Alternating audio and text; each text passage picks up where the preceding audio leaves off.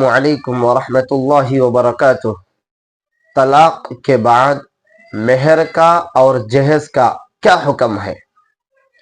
تو جواباً عرض ہے کہ طلاق کے بعد شوہر کے ذمے بیوی کو مہر دینا ضروری اور لازم ہے،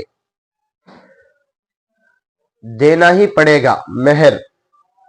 اور اسی طرح سے مذکورہ شخص کی بیوی کو جو جو چیزیں جہیز میں ملی تھیں وہ چیزوں کی مالک اور اس چیزوں میں ملکیت بیوی ہی کی ہے، لہذا اس وقت جو چیزیں موجود ہیں ان ساری چیزوں کی ملکیت بیوی ہی کی ہے، وہ لے کر جا سکتی ہے۔